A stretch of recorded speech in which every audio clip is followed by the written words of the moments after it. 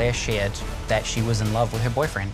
Stop making me feel like I'm a piece of Or f***ing someone else. Continue to lie. I never anyone. Please, please. Hold on for a second. I'm not dealing with it. I'm done. And it all starts right now. I'm just disgusted with everything today.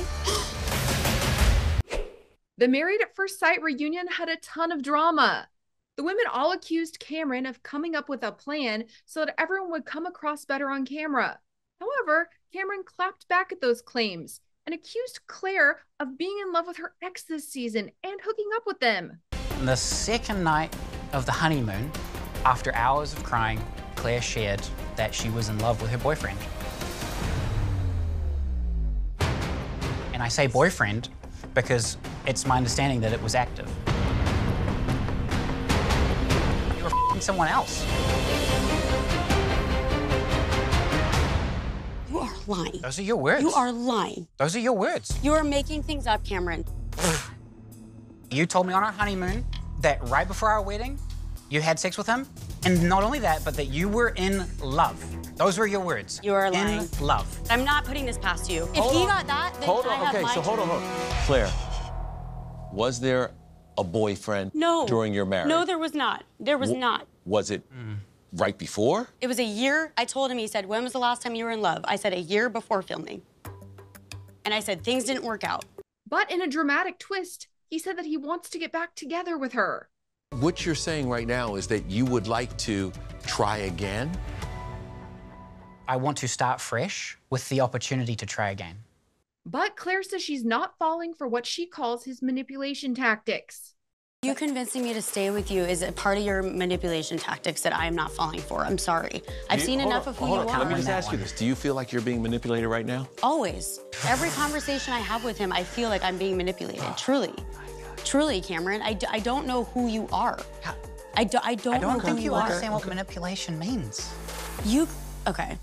All right. Do you feel like he is controlling you right now? Yes. I think he's condescending. I think he's controlling. I think he's trying to make it seem as if you care about me, when if you did, you would show me differently off camera. You have done nothing to show me anything off camera. As for Becca and Austin, their lack of intimacy came up yet again. And Austin is saying that it just takes him a while to get there with a partner. Like, we did, like, kiss and make out and, like, hug and, like, cuddle and, like, do other things in the bedroom. Maybe not, like, every night, but, like, we definitely were physically, like, into each other. And it takes a while for me to get to the point where I'm ready to fully give myself to another person in a sexual sense. And that, as we were getting to that, I feel like we got hit and, like, slammed with, like, a wedge in between us. What was that wedge? The wedge was the, like, barrage of, like, why aren't you guys being more sexually intimate? But Becca says the real issue is that Austin went out with a producer and lied to her about it. I didn't get invited, I didn't know about it, and then on top of it, they lied to me about it. Okay. Why didn't you invite Becca? Well, this was after decision day. There was no, like, let's go out and celebrate. I didn't think it would be an issue, and that was stupid on my part. And then you lied about it on top of the issue. I have acknowledged many times that, like, I made a mistake, and I'm sorry about it. As for the future, it seems like they've made peace with the fact that maybe they just aren't right for each other. I know I'm not the person for him. I know that for a fact. I think he knows that now. I think he knew it all along, to be honest. Every time that you ask him, I do expect him a little bit to just be like, no, I wasn't all there. And it would almost feel like a relief to me because I wouldn't feel so crazy. But yeah. Was it a relief in the end when it ended? Were you relieved in a way? No. You were not? I mean, no. I wanted us to work.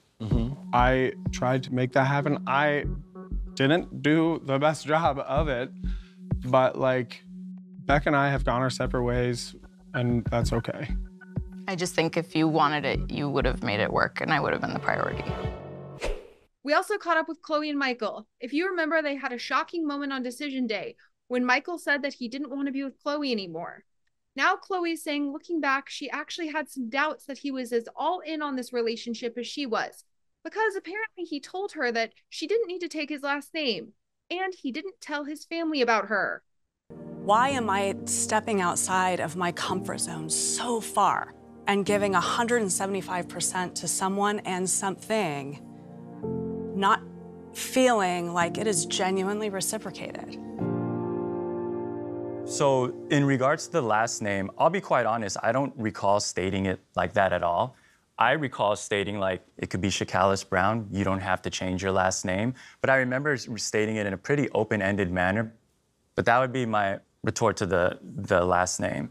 In regards to my mother not knowing, it's not that I didn't tell my family, I didn't tell my mother. My mom already had a lot of reservations and concerns when I did this the first time. And it was something that I wanted to broach with Chloe early on. At the time, the way I interpreted her response was that it was a full support. Michael expressed some regrets about saying no on decision day, but Chloe's made peace and is embracing her life where it is. I don't know how often this season I've been quoted saying what's meant for us will never pass us, but what is meant for us will never pass us. And with him saying no on decision day, it just tells me that our levels of commitment were in two different places. He said no. It was the universe's way of saying, he's not it. And they plucked him up and they moved him out of the way. And there's no regret there. I gave 175%. You sound like a woman who's moved on. Yeah. Have you met somebody else? No. As for Emily and Brennan, things seem just as messy as ever. I don't think you understand how confident and how I don't give a about a lot of things, and you're acting like I need protection, which is now a trigger word for me because you're like, I was protecting her. No, you were protecting yourself. I wasn't protecting myself by not telling my truth. Yes, you were, because you don't want to be a and you want people to say, I just didn't want to hurt you. I told you to hurt me because that would give me some inclination to why you're behaving the way that you were. My parents didn't raise me to hurt people. I was always taught to do right and do good by people. You didn't do good by me. And the episode ended on a wild cliffhanger, with Emily accusing Brennan of even more wrongdoing. Such a random, unsubstantiated rumor that made absolutely no sense. Sorry? Rumors, plural. There's more than one? Yes. Oh. You say that rumor, but you say those rumors. Correct. What other rumors were there?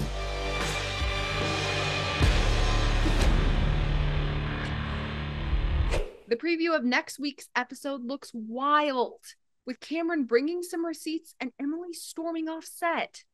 Everything we say can't be a lie. I figured I'd bring some receipts. It turns everything into a mind.